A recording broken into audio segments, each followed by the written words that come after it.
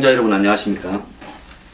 대선 정책 특집을 열었습니다. 이제 각 분야별로 이 한국 대선에 있어서 주요한 정책적인 과제를 우리가 어떻게 설정해야 되는가, 기존 대선 후보들이 이야기하는 정책 과제들 우리가 그대로 무조건 믿고 따라야 되는가, 저는 그런 부분에서 우리가 생각해야 될 여지가 많다고 봅니다. 오늘 그 첫 번째 특집으로 주명용 은퇴자 협회 회장님이라고 부르셔야 됩니까? 대표. 이제 떠났으니까 네. 전 대표 또는 명예회장이라고 이렇게 전 대표님을 모시고 이야기를 나누겠습니다. 회장님, 반갑습니다. 반갑습니다. 감사합니다. 근데 이 지금 회장님이 하는 조직이 예. 이 정당화 조직으로 돼 있다면서요? 정당 조직으로? 예, 저는 이제 한국에 들어와서, 이게 제가 미국에서 한 20여 년 있었습니다. 한국의 IMF 사태를 보면서 한국의 중장년층의 그 미래를 준비할 수 있는 이러한 단체를 한국에 가져와야 되겠다. 그때 제가 미국에서 마침 그 미국 은퇴자 협회와 연계돼 가지고 대한 은퇴자 협회라는 걸 하고 있었거든요. 그래서 그것을 이제 가지고 이제 상륙한 셈이죠. 그래서 영주 귀국을 하면서 3년이 넘어가면서 대한은퇴자협회를 가지고서는 무언가 이 나이 들어가는 세대들 또 이 급속하게 노령화가 돼가는 이 현 사태에 있어서 좀 모자른다. 그래서 정치 세력화가 더 커야 되겠다. 이런 속에서 정당을 창당하게 되었었죠. 예, 그러면 지금 은퇴자 협회를 만드셨다가 회장 예. 대표를 하시다가 예. 이제는 그 이 고문으로 이렇게 예. 물러나시면서 예. 지금 정당화해서 그 예. 정당의 대표이십니까? 정당의 대표가 되죠. 예, 그 정당은 지금 은퇴자 협회하고 긴밀하게 연계되어 있죠. 제가 이제 보는 것은 NGO, 비정부 기구와 정당과의 그 어떤 차이가 있어야 되고, 예. 또 대한은퇴자협회 설립 뭐라고 하죠? 창립 목적. 창립 목적에 있어서 비정치라는 게 들어가 있어요. 예. 그래서 제가 설립자였지만 그게 들어가 있는 속에서 또 그것은 세계 각국에 있는 은퇴자 협회들이 갖고 있는 하나의 지향하는 목적이거든요. 예. 비정당, 비정치. 그렇죠. NGO 기구. 네, 그런 속에서 내가 법적으로 따지면 두 개를 같이 해도 되는데 선관위 문의까지 했죠. 그렇습니다만 이거는 제가 갖고 있는 어떤 그 생각하는 그 살아가는 방식과 틀린다. 예. 맞지가 않다서 공식적으로 제가 이제 물러났죠. 그래서 예. 다른 회장님이 이제 오셨고, 그런 속에서 실질적으로 해가는 일은 소위 고용복지연금 선진화연대라는 예. 그 이름이 갖고 있는 그 맥락이 결국 고용과 연금이라는 것이 나이든 세대들의 또 앞으로 미래 세대를 살아갈 젊은이들한테도 크게 연관되기 때문에 결국은 대한은퇴자협회도 연계가 되고 다른 모든 단체들과도 연계가 되죠. 그러니까 지금 하시는 일은 과거에 한국의 은퇴자협회를 만드시다가 지금 은퇴자협회는 이제 후배한테 물려주고 고문을 맡으시면서 명예회장을 맡으시면서 은퇴자협회의 일을 이 정치 세력화해서 관철시키기 위해서 주로 은퇴자협회에서의 이런 이 은퇴 연령에 이르신 분들의 어르신들의 이후의 삶을 개선시키기 위한 그렇죠. 이 연금 문제, 또 은퇴자들이 이렇게 가난하지 않습니까? 일자리 문제. 그러니까 그분들도 계속 일을 하는 일자리 문제, 이 두 가지에 집중을 하면서 그렇죠. 그것을 이제 정치적으로 해결하시자 해서 정당 조직을 만드셨다 이거죠. 그렇죠. 왜 그러냐면 제가 대한은퇴자협회 설립하러 2001년 11월 달에 들어오면서 제일 처음에 제가 미국에서 준비하면서 또 느끼고 뭐 조사하면서 찾았던 것 중에서 왜 한국에는 나이만 먹으면은 무조건 조기퇴직이나 강제퇴직을 당하면서 또 50세 뭐 40대마다 이런 사람들이 어디 취직을 하려고 해요. 명태로 해도 나오면 취직이 잘 안 됩니다. 안 되죠. 그래서 제일 처음에 매달렸던 것이 연령 차별을 금하는 그 법을 만드는 운동을 펼쳤어요. 결론적으로 말씀드리면 제가 7년 반을 쫓아다녀가지고 2009년 3월 22일부로 대한민국의 고용상 연령차별 금지법이라는 게 생겼죠. 근데 그걸 그렇게 치러내면서 제가 느낀 것이 우리와 긴밀하게 지내는 국회의원들이 몇 명만 있다 하면은 이런 법을 쉽게 만들 수 있을 텐데. 근데 그 시절에요. 2002년, 2003년에 이런 법을 가지고 쫓아다닐 적에 그 국회의원들이 뭐냐면 대개 네네 알았습니다요. 저는 알았습니다 하면 그게 되는 시작인 줄 그건 알았어요. 미국 사람들의 방식이고 한국 사람들이 알았습니다라는 거는 귀찮아서 빨리 가라 이야기. 그런 모양이에요. 어떤 사람은요, 저거 얘기를 하는데 시계를 잡고 봐요. 그러니까 저거 약속을 하고 갔는데 시계를 잡고 봐요. 정말 한국의 네. 정치인들 수준을 보여줍니다. 근데 네. 제가 회장님을 보면서 신기한 게 하나 있습니다. 회장님 뉴욕 한인회장을 하셨다면서요? 예, 했죠. 그러면 저기 김회규, 박지원 이런 사람들도 다 아, 뉴욕 한인회장 출신 아닙니까? 이게 김혁규 경남도지사 했던 분은 이제 한인회 이사장님을 하셨고, 예. 박지원 지금 국민의당 대표는 저보다 한인 회장을 18대인가 그래요. 18대 아니면 19대. 제가 23대니까 제가 좀 늦죠.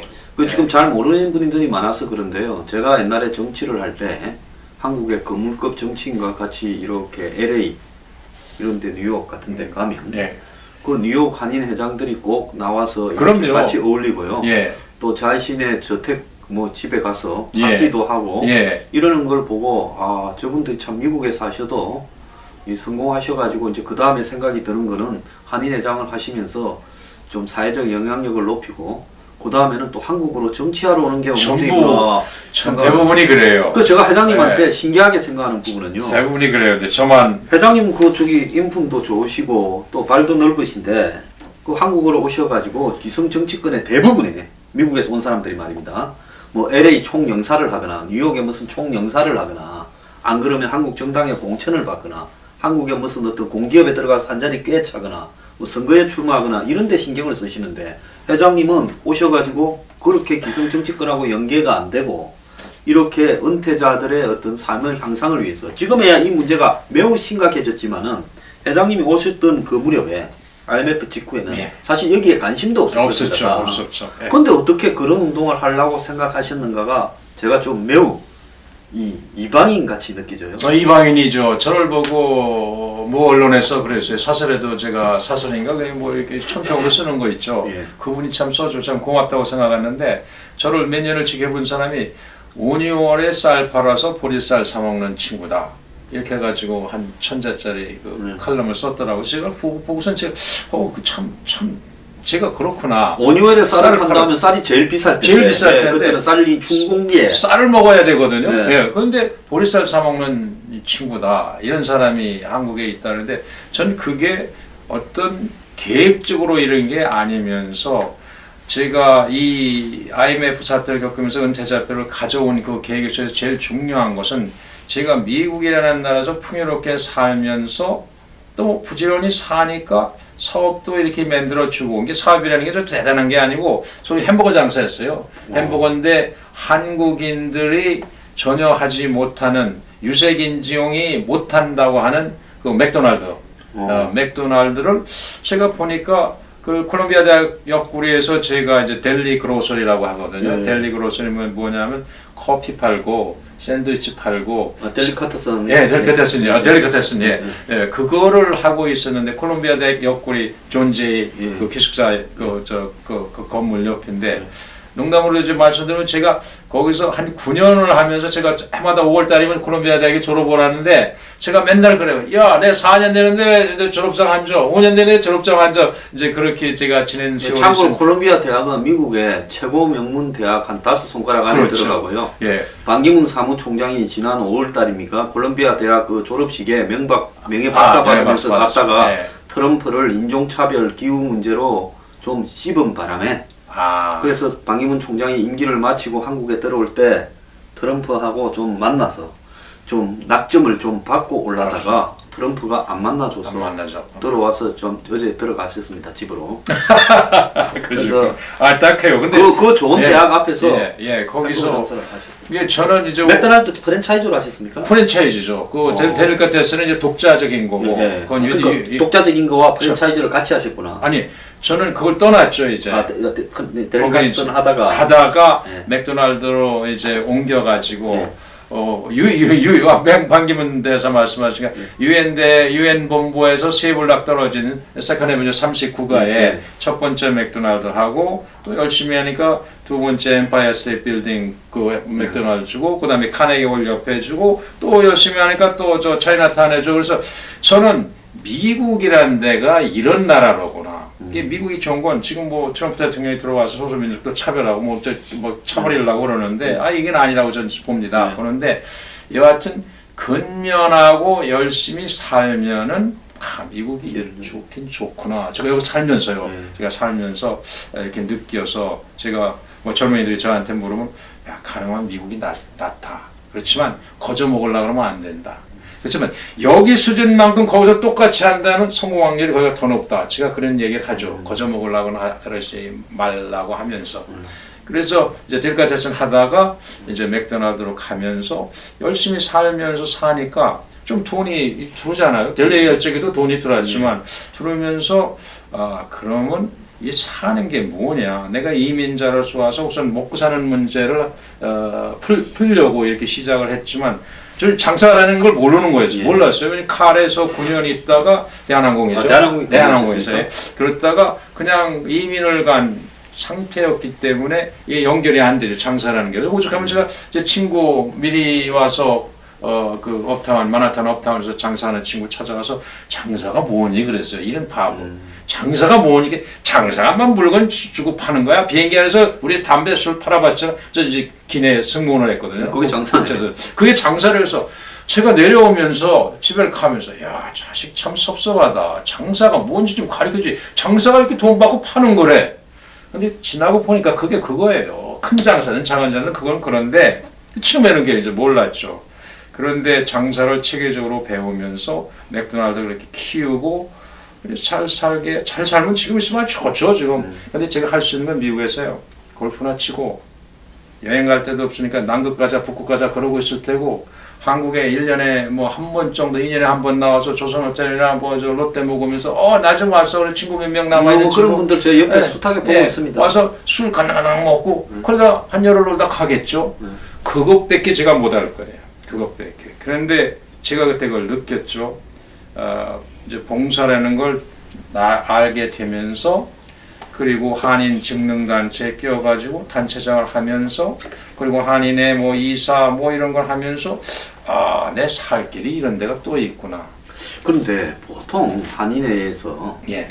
사실은 뭐 이 커뮤니티로 보면 예. LA가 크고 예. 뉴욕은 LA만큼은 아니지만은 또 이 한인들 중에서 예. 어떤 인식 수준이나 레벨을 보면 뉴욕 한인회가 오케이. 지금 그 황선생님 아주 말씀 제대로 하셨어요. 인구는 LA가 좀 많습니다. 근데 LA 아주 이게 미안한 얘기 방송이 미안합니다만 이게 참여하는 게 우리 교포들이니까 다 같은 동포니까 LA 사는 한인 동포고 뉴욕에 사는 한인 동포고 틀립니다. 예. 뉴욕에 사는 이게 편하게 뭐 그냥 뉴욕에 사는 한인 동포들은 무언가 해보려고 하는 사람들이 많아요. 그리고 LA에 사는 한인 동포들은 무언가 해보긴 해보는데 서울하고 연관을 많이 갖습니다. 예. 서울 사람들이에요. 예, 그게 참 중국에 보면 중국 사람들이 캐나다 가서 네. 주로 이제 이 동부에 밴쿠버 근처 사는 사람들은 중국하고 연결을 많이 갖고 아예 자생적으로 뭔가를 미국 그 현지 사회에서 해보겠다는 사람은 토론토 가서 토론토 가서 하고 더 북쪽으로 가기 똑같은 이슈죠. 그렇겠죠. 그래서 틀려요. 틀리고 또 모든 좋은 학교나 소위 그 아이비리그라고 부르는 그런 학교들이 다 있고 소위 미국에서도 그 미국의 초기 13개주가 시작했던 게 그쪽에서 그걸 뉴잉글랜드 지역이라고 그러죠. 그런 것을 놓고 볼 적이 진짜 미국은 동부죠. 진짜 미국은. 그런데 거기에서 이제 오랫동안 활동을 하셔가지고 이 한인회장이 되는 부분 그것도 제가 볼 때 굉장히 쉽지 않은 부분이다. 저는 이렇게 말씀드리고 싶어요. 여기서 국회의원 선거하는 건 한인회장 선거하는 것보다 더 쉽다고 저는 봐요. 네, 그러니까요. 한국 국회의원 선거보다 어렵다고 여기는 들었습니다. 지역에 돌아다니면 다 그 지역구 사람들 아닙니까? 예. 이게 뉴욕이라는 데는 뉴욕 트라이스테 넣고 보면 그게 뭐 반경 뭐 한 50km 막 이렇게 되는데 섬까지도 있고 예. 거기에 있는 사람들 일일이 찾아다니면서 만나야 돼요. 그리고 뭔가 모임이 때문에 찾아가고 되는데 굉장히 어렵습니다. 그러니까 그 여러 어떤 사회 안에 한 명씩 박혀 있는 사람들을 그렇죠. 일일이 만나서 득표 활동을 한다는 그렇죠. 게 굉장히 그렇죠. 쉽지가 않죠. 그리고 저 했을 때도 그렇고 지금도 이제 그렇게 알고 있습니다만 선거구가 8군데가 설치가 돼요. 네. 선거구가. 뉴욕 안에서. 네, 또 투표소죠. 투표소가. 네. 그런 걸 놓고 경쟁을 해 나갈 적이 얼마나 치열하냐 하면은요. 한국 선거가 그대로 거기 왔다고 보면 돼요. 한국 선거에서 네. 나타나는 배, 제역주의, 네. 무슨 학연, 네. 해변, 지연 이런 것들이. 예, 전 솔직히 제가 그 뉴욕에서 두각을 나타내고 성공했다 이렇게 알려지고 미국 그 메인 주류사에서 알려지고 하면서 한인회장은 그냥 나가면 되는 건 줄 알았어요. 사람들이 여기 한인회장 나가라고 자꾸도 옆에서 밀적이 그냥 되면 될 줄 알았어요. 근데 저가 나갔더니 아무도 안 나올 줄 알았더니 하나가 또 나와요. 한 분이 또 한 분이 또 나와요. 이게 3파전이 돼버린 거예요. 3파전이. 근데 거기에서 또 지역 싸움이 또 벌어지네.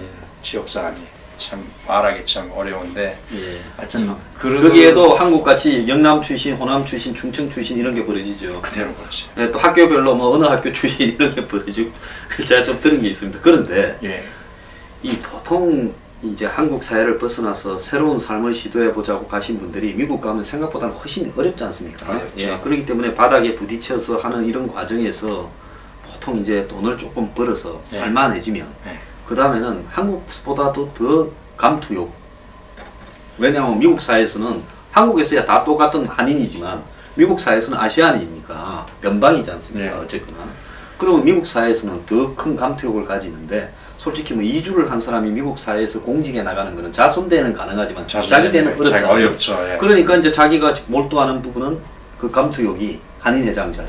이제 한인회장을 맡으면 본토하고 또 연결돼 가지고 예. 거기에 무슨 이 통일주체 국민회의 무슨 자문위원이니 뭐니 예. 뭐 그러고 뭐 세계 한인회 무슨 멤버 아, 뭐 예. 이런 걸 하면서 이제 너무 잘 아시네. 정치인들을 만나다가 예. 그 다음에 이제 뭐 밥도 사고 봉투도 좀 주고 오면 대때 주고 이러면서 예. 이제 인맥을 쌓아서 예. 이제 내가 한번 가볼 만하다 하면 이제 와서 한국에서 또 이 정치에 몰두하고 이런 분들을 제가 숱하게 봤거든요. 많이 보셨을 거예요. 예, 제가 옛날에 LA 뭐 이 한인회장 이런 분들도 보니까요. 네. 대부분 그렇습니다. 예. 그런데 우리 회장님이 제가 이 이야기를 지금까지 이 장황하게 한 부분은 정말로 제가 봤던 역대 미국의 주요 도시 한인회장 분들과는 아주 다른 행보를 보셨는데요. 순수하게 한국에는 없는, 당시에는 한국에 이슈화 되지도 않은, 또 IMF를 겪으면서 대량으로 실업자들이 양산되어서 한국 사회가 처음으로 이제 조기 은퇴들이 진행되는 시점에 미국에서 성공해서 한인회장까지 가셨으면 그건 뭐 사업적으로 성공해야 돈이 있어야 하는 자리입니다. 가신 분이 다 놓고 정치를 하러 가거나 끈을 대서 뭘 더 이상의 어떤 목표를 추구하지 않고 한국에 와서 NGO 활동을 정치하고 연결 없이 했다는데 제가 매우 독특하게 생각합니다. 전 올 적에 3년만 잘 버티면 될 줄 알았어요. 3년만 예. 제 가진 어떤 그 재력이랄까 뭐 준비된 자금으로 참 재미있는데 저도 마포에 사무실을 차렸어요. 가든 호텔 맞은편에. 예. 제가 들어오기 전에 쭉 물어봤더니 대개 NGO들이 이 여의도와 이 광화문 사이 그 줄거리에 예. 이렇게 펼쳐져 있대요. 그래서 많이 알아봤죠. 많이 알아보고 그리고 너무 좀 초라하게 가고 싶지 않다. 초라하게. 왜 NGO 하는 사람들이 라면 먹고 조그만 그 방 같은 데서 밥방 같은 데서 저 컴퓨터 한 대 놓고 서로 그냥 순서 기다리고 쓰느냐. 우리 제대로 하자. 그래가지고 뭐 이런 얘기 해도 되겠죠? 실상을 얘기하는 거니까 마포 가든 호텔 옆에 그 당시에 제일 큰 건물이 있어요. 그 당시에 그 삼창이라면 제일 큰 건물, 예. 제일 커요 거기가. 제일 크고 웅장한데 거의 300평을 제가 됐어. 300평. 300평이요. 300평을 얻고 직원을 18명을 채우는데 한참 걸렸어요. 이게 제가 생각해도 얼마나 바보 같으냐 하면요. 전 솔직히 좀 반기문 총장 생각하면서도 이 양반도 뉴욕에서 오래 계셔서 그런가 보다 그런 생각 동정심도 들어요. 좀 근데 저분은 일찍 눈치가 빨라가. 아 일찍 봐. 기름 장어 아닙니까? 슬리퍼드 힐. 그러니까 잽싸게 그냥 갔잖아요. 그렇죠. 20일 만에 그런 건 말도 안 되죠. 뭐 죄송합니다. 이거. 괜찮습니다. 뭐 사실인데. 그래서 그 300평 세가 1,020만 원인가 월세가 1,020만 원. 그때 돈으로. 월세 한 달에요, 한 달에. 그러니까. 그거를 제가 치르면서 17명, 18명 월급도요. 제가 얼마나 숙명이었느냐 하면은요. 그거를 여기 그냥 일반 직원처럼 한 거예요. 와서 세월이 지나고 보니까 NGO는 월급이 틀려요. 예, NGO는 NGO 수준의 NGO 수준이 있는데 그걸 모르고 일반 수준으로 한 거예요. 그러니까 제가 한 1년에 얼마씩 제가 없앴나 참 바보 같은 짓을 했어요. 그래서 뭐 1년, 2년, 3년 지나면서 내 계획이 전부 틀리는구나. 그러면 이제 줄이고 수익이 나는 걸 하자. 수익이 나는 걸. 그래서 그 포춘 쿠키라는 행운의 과자 그걸 도입해서 공장을 차리고 또 커피숍도 내고 커피숍은 제가 잘할 줄 알았는데 여기는 안 되더라고요. 그러니까 미국 장사와 한국 장사 틀린 여기가 얼마나 힘든 걸 제가 할 수 있어요. 미국에 오죽하면 미국의 월마트가 한국에 들어와서 문 닫고 망하죠. 또 까르퐁가 뭐 예, 그것도 그것도 남았죠. 망했고요. 그래서 미국 수준의 장사는 안 되는구나 제가 이제 느꼈고 그리고 한 4년 전엔 뭐 식당을 또 협회 밑에 이렇게 냈습니다만 그것도 고전을 면치 못하고 있어요. 그래서 돈을 여기서는 만드는 방법이 없구나. 그러니까 결국은 여기는 뭔가가 세게 어떤 NGO를 한 사람처럼 뭔가 앞에서는 나이스하게 말하고 뒤에는 구성우는 무기를 들고 있어야 되게 돈이 들었지. 제가 정상적으로 회장님 안 된다. 예. 35가지 NGO를 했습니다.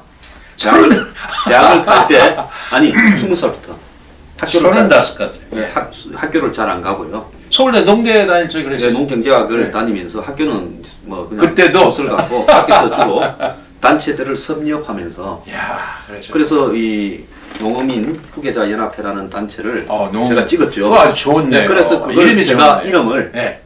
농업경영인 연합회라고 바꾸었어요.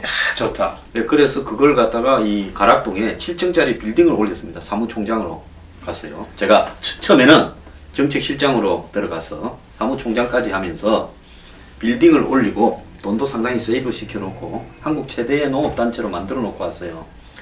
제가 그래서 더 이상 할 일이 없는 상황에서 제가 이제 정치권으로 픽업이 됐는데 그런 걸 하시는 거 픽업이 예, 되겠죠. 그래서 NGO 활동에 대해서 잘 알고 그래서 제가 그때 NGO 활동을 하면서 한국에 그때 이제 국민연금이 이렇게 할 때 국민연금도 자문위원을 했고 특히 자영자 소득 파악위원 총리실사나 그 다음에 의료보험이 그러니까 직장, 농민, 노동자 별도로 그 다음에 일반 돼 있을 때 그걸 다 통합하는 의료보험 통합추진위원회 일도 하고 그래서 지금 국민건강보험 있지 않습니까? 저거 설립위원도 했어요. 그래서 뭐 한국의 이 복지 사회 문제와 관련되는 이 어떤 각종 정부 기구나 이런 데는 거의 다 제가 들어갔고 심지어 뭐 농어촌 지금 농촌공사 저것도 제가 설립위원을 했습니다. 농어촌공사. 예, 그래서 그런 걸 쭉 다 했는데 그래서 그 NGO를 하고 정치 활동에 좀 가 있다가 이 성격이 잘 안 맞아서 정치를 들이치고 또 나와서 이제 보수 쪽에 예. 했는데 지금 이제 이것도 제가 하고 뉴스 브리핑이나 미래경영연구소도 NGO라고 생각을 합니다. 예. 그러니까 다시 정치하러 갔다가 다시 NGO로 없는 것밖에 없어요. 그런데 이 한국의 NGO를 하려면 예. 운동권을 해서 그 운동권 안에서 원래 한국에 운동권은 우파 운동권은 없습니다. 운동권이란 건 거의 좌파. 운동권을 해서 운동권이 나이가 축적이 되면 이제 그 속에서 분야를 골라서 농촌으로 가면 전농, 뭐 또 예를 들어서 정치 활동으로 가면 뭐 전국 뭐 민중연합 뭐 이런 식으로 골라서 들어갑니다. 안 그러면 분야를 택해서 사회복지나 이런 쪽으로 오든가요. 이렇게 스며들면서 인적 네트워크를 가지고 또 인적 네트워크가 발전되어 가면서 이제 정치인들이 하나씩 생기죠. 동료들 중에. 그러면 거기하고 또 연결이 되면 정치인하고. 예, 그걸 갖고 이제 정치를 뒤에 얻고 거기에 이제 이렇게 연결 가지고 가다가 대선이나 이런 데서 좀 도와주고 이제 잡게 되면 정부의 이제 지원을 받게 되는 거죠. 또 요직에 들어갈 수도 예, 있고. 그리고 또 요직에 가면서 관직도 좀 하고 뭐 이 공기업이나 이런 데 자문도 해주고 또 정부 기구에 자문도 하고 요러면서 이제 NGO 경력을 키워가다가 최종 목표는 물론 그렇지 않은 NGO도 많습니다만 여의도 저 집에 가는 게 목적이고 좀 그런 것 같더라고요. 그렇고 이제 나머지 보수 쪽에는 옛날엔 다 관변이고 그 다음에 이분들이 이제 관변에서 벗어나서 뭘 좀 하려 했지만 이번에도 또 보면 지원받은 이 내용이 나오지 않습니까? 그러니까 이렇게 가거나 운동권이거나 관변이거나 이 부분 속에서 벗어나는 NGO들은 잘 안 되죠. 그리고 이걸 하면서 이제 배우는 게 뭔가 하면 어디를 툭 치고, 예? 또 어떤 정치적인 어떤 흐름하고 같이 맞물려서 내가 가야 이 단체의 이 운영을 위한 또 내 신분의 업그레이드를 위한 이런 부분이 축적되고 쌓이는 거. 이렇지. 제가 알기로는 순수하게 대중을 위해서 정말로 회장님처럼 자기 돈 갖다 박으면서 아까 말한 대로 5,6월에 쌀을 팔아서 보리를 사먹는 이런 NGO 하는 사람은 대한민국에 단 한 명도 없습니다. 그런 얘기를 늘 하더라고요. 하는데 전 이제 이 나이가 되면서 그렇게 살아왔고 지금 바꿀 수도 없는 거죠. 그래서 저는 이제 은퇴자협회를 일단 명목상 떠난 상태에서 제가 갖고 있는 뭐 인생 후반의 큰 목적은 은퇴자협회를 어떻게 하면은 재정적으로 독립시킬 수 있나. 근데 미국 은퇴자협회를 보면은요, 미국 은퇴자협회가 전 세계 노령단체 NGO들의 아주 그 최대의 목표거든요. 미국 은퇴자협회에서 드는 게. 미국 은퇴자협회는 1947년에 생겼으니까 딱 이제 70년이죠. 70년이 되는데, 미국 은퇴자협회도 처음에 생겼을 적엔 그 에텔퍼시 앤드루스라는 그 첫 번째 회장이 28년간이나 했어요. 전 뭐 14년밖에 안 했으니까 그래도 양심적이죠. 28년 안 했으니까. 자, 그런데 그 에텔퍼시 앤드루스가 얼마나 처음에 시작할 적에 세계 최대의 NGO가 초라하게 시작했느냐면 자기 집 키친 테이블에서 시작하는 거예요. 그리고 회원들 몇 명 생겼을 적에 편지를 보내야 되는데 편지를 칠 타자기가 한 대밖에 자기 집에 없으니까 인근 고등학교 실습 시간에 가가지고 봉투를 찍어달라 해가지고 보내고 그랬어요. 그런 단체가 지금은 제가 어제 은퇴자협회 원래 가가지고 미국 은퇴자협회에 대해서 좀 보고 좀 해달라서 제가 해서 아주 기억이 생생한데요. 1.57 빌리언이에요. 우리 돈으로 얘기하면 약 1조 8천억이 돼요. NGO가 1조 8천억이에요. 1년 예산. 미국 은퇴자협회가 1조 8천억인데 전 그거를 이 한국 대한은퇴자협회 설립 기후에서 뉴욕에서 96년에 만들어졌거든요. 그 미국 은퇴자협회 연계되면서 뉴욕과 이제 워싱턴 DC에 있어요. 워싱턴 DC가 차로 제가 빨리 가면 3시간 반이면 가요. 그거를 한 10대 번은 오르락내리락 했어요. 좀 가르쳐달라 보자 해가지고. 근데 얘네들이 얼마나 보수적이냐면 어느 한 부서고 연락이 있어 가면은 그 부서만 보여줘요. 부서만 보여주는데 여하튼 그 백악관 뒤쪽에 있는 그 K스트리트에 있는 ARP 본부를 가면은요 정부종합청사 대한민국 정부종합청사 반 자르는 거랑 같아. 반 자르는 정도가 걔네들 단체인데 거기에 2,200명이 일을 해요. 2,200명이. 그러니 걔네들은 보면은요 백악관이나 그 캐피탈 힐 그 의사당 앞에서 시위를 하러 갔지 우리처럼 회원들 나와라 해가지고 뭐 한 200명이 여의도 와가지고 깔짝깔짝 하는 게 아니라 그냥 2,200명 회원이니까 반만 나와도 1,100명이에요. 1,100명이 그냥 캐피탈 힐 몰러 가는 거예요. 그러니까 깜짝깜짝 백악관에서 놀라는 거죠. 회원들이 안 해요 거긴. 직원이 많으니까. 근데 제가 말씀드리고 싶은 그 포인트는 걔네들이 어떻게 재정 자립이 됐느냐? 보험회사예요. 보험업을 하는.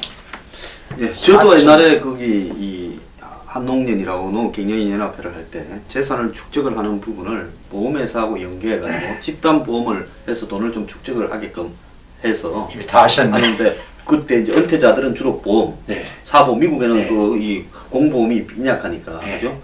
은퇴자들이 그 보험을 이 사람들이 회사를 만들었습니까? 아 그렇죠. 뉴욕 라이프하고 같이 하는데 어느 정도냐면 이제 미국 은퇴자협회가 그렇게 커졌고 또 정치적으로 워싱턴 DC 미국에서 5번째로 소위 이게 은퇴자협회 사무총장이 제너럴 세크리터리가 유엔 사무총장이 아니고 세크리터리 제너럴이 어느 정도로 파워풀하냐면 미국에서 5번째로 CIA 국장보다 더 높다고 그래요. 그 미국 신문에 보면은 그 정도 파워를 가지고 있는데 결국 그 돈의 60%는 보험업을 하는 데서 나오는 거예요. 회비는 걔네들도 한 20%밖에 안 거죠. 전체에. 예, 그 전에 저희가 단일적인 한 30% 정도 됐는데 걔네들 자꾸 떨어져 내려가고 예. 있어요. 그러면서 사업적으로 치중을 해가지고 이 1조 8천억에 가까운 그 돈이 사업에서 들어오고 있다 이런 걸 볼 적에 저희도 이제 그런 쪽으로 가야 되죠. 그래서 제가 보는 거는 이제 유능한 회장이 새로들 뭐 지금 끝나고 또 들어오고 제가 보기엔 하여튼 언젠가는 재정 자립이 확실히 된 뭐 이게 절대 어용 같은 게 아니죠. 진짜 NGO 순수한 NGO 그리고 기업을 협박해서 돈 뜯어내거나 그런 게 아닌 순수 NGO가 되는 거죠. 그러면 회장님이 미국의 은퇴자 협회를 보고 한국의 은퇴자 협회에서 이렇게 하고자 했던 현안은 제일 중요한 건 뭐였습니까? 전 그걸 그대로 해보려고 크레딧 카드를 10만 장을 찍어놓은 일이 있어요. 회원을 10만 명이 되면서 카드를 해가지고 할인점에 드나들고 보험 들게끔 하려고. 그리고 이 마포에 처음에 들어왔을 적에 전화를 100대를 놨어요. 제가 그 휴대폰 전화번호 3900이 끝인데요. 3900서부터 3999번까지 전화를 놨어요. 왜? 미국이 그렇게 하고 있거든요. 그러니까 한국도 그렇게 될 거다. 이거 NG 하면서 전화 100대 첫날부터 놓는 사람이 어디 있어요. 근데 저가 그렇게 했다. 저를 좀 만나고 좀 코치를 좀 받으시죠. 하여튼 그래서 실패가 뭐 실패는 아니죠. 지금 계속 성장해 있고 성장이 더딜 뿐이죠. 그래서 제가 느낀 거는 전 설립자로서 족하다. 족하고 그래도 제가 업적으로 따진다면 나이차별법을 만들었고 또 아주 더 좋은 거는 나이차별금지법. 나이차별금지법, 고용상 연령차별금지법이라고 그러죠. 그리고 더 좋은 거는 이 주택연금제도 있죠. 그거 저희가 만든 거예요. 주택연금제. 영목이지. 영목이지. 예, 그러니까 지금 노인들 중에 집만 달랑 한 채 가지고 계신 분이 그렇죠. 그것을 은행에 이제 이 영목이지에 넣고 이제 이 매달 이 집 가격에 대비해서 얼마씩을 받고 내 죽고 난 뒤에 집 그거 뭐 할 겁니까? 그럼 자식 밀려줘봤자 그럼 나 아는 척도 안 하고 그렇게 될 건데. 그러니까 은행에서 뭐 100만 원, 150만 원씩 이렇게 받는 그 영목이지. 돈이라서. 그거 아주 좋아요. 처음에 그때는 기획재정부에서 재정모였어요. 노무현 정부 때였거든요. 그때 그걸 가지고 갔을 적에 뭐 열심히 들어주는데 그냥 뭐 제가 한 7, 8페이지 써가지고 갔어요. 이런 걸 하십시오. 이런 거 해야 됩니다. 솔직히 그때 과장하고 사무관이 열심히 듣더라고요. 담당. 그러더니 그래서 제가 얼마나 쑥맥이냐 하면은요, 그게 금방 진행되는 줄 알고 자꾸 전화하는 거예요. 보셨습니까? 진행하십니까? 아직 못 봤는데요. 그럼 또 한 3주에 또 보셨습니까? 세 번째가 전화했는데 딴 데로 갔대요. 그래서 관둬라. 화가 나더라고요. 그러더니 1년, 한 2년쯤 지났는데 2년 반쯤 지났겠다. 2006년쯤 되는데 2006년 가을쯤인데 주택금융공사라는 데서 자꾸 전화가 오는 거예요. 주택금융공사에서 자꾸 메모가 남겨졌는데 우리 간사가 회장님 전화 한번 해보라 해서 아니 주택금융공사가 나한테 뭘 찾냐 그거 뭐 관계없어 그거 필요 없어 괜히 뭐 자료 같은 거 얻으려고 그러는 건 안 했죠. 안 했는데 우리 간사가 하루는 아니 뭐 이사라는 분 주택금융공사에 이사라는 분이 찾아오겠다고 하는데 전화를 한번 해보라 이거야. 이게 너무 자주 온다 이거야. 그래서 했더니 그분이 말하자면 지금 기재부죠. 오더를 받았다 이거야. 하면서 대한은퇴자 회장을 만나서 진행시켜라. 그렇게 받았대. 그래요? 오세요? 그래가지고 그 다음날 한 10명이 왔어요. 그게 시작된 거예요. 근데 이분들이 얼마나 그 눈이 어두우냐면 미국 가는 걸 도와달래. 만나는 거 도와달래. 모르니까 그래. 예. 근데 이게 연말 11월 달에 돼가는데 미국 이런 거 아시잖아요. 미국에 그뭐 페니웨이인가 그 있지 않습니까? 페니웨이인가 그 주택금융공사 같은 기관이 있잖아요. 그렇죠. 정부의 그 예. 이제 페니웨이하고 이건 좀 틀리죠. 좀 틀리는데. 거기를 11월 달에 미국 정부나 그 NGO들하고 연락해서 간다는 것은 11월 달 되면 벌써 설렁설렁 하잖아요. 연말 기분으로 가고. 시즌 그리고. 그러니까 그거를 거기를 워싱턴 DC 연락하려면 뉴욕에 연락하려면 전 10시까지 퇴근을 못하는 거예요. 밤 10시까지. 시간 맞춰야 되니까. 동부 시간 맞춰야 되니까. 그거를 이제 한 뭐 2주를 이제 고생을 했죠. 맨날 날밤 새면서 누가 제 전화 기다립니까? 저가 누군지 압니까? 담당자 누구냐 좀 바꿔달라 그러면 자리에 없다. 그럼 내가 그 보이스 냉기라고 내가 그래 그거 냉겨놔. 그러면 이 해외 전화가 옵니까? 걔들이 뭐 하십다고 여기 그렇죠. 안 하죠, 먼저. 안 하죠. 그쪽 세야죠. 그러니까 1시간 기다려 또 하고 또 안 들어왔다 또 하고 그래 뭐 이런 식으로 해가지고 약속을 맺어가지고 미국은 대자뷰 방문하고 주택 주택국이죠. 그러니까 주택청이 되나 거기도 가고 뭐 이런 식으로 해서 한 바퀴 돌고 오더니 하겠습니다 하더니 세상에 정부가 한다니까 6개월 만에 법을 만들고 시행해버려요. 합니다. 6개월 만에 6개월 만에요. 연령차별 금지법은 쳐다도 안 봐요. 7년 반이 걸려요.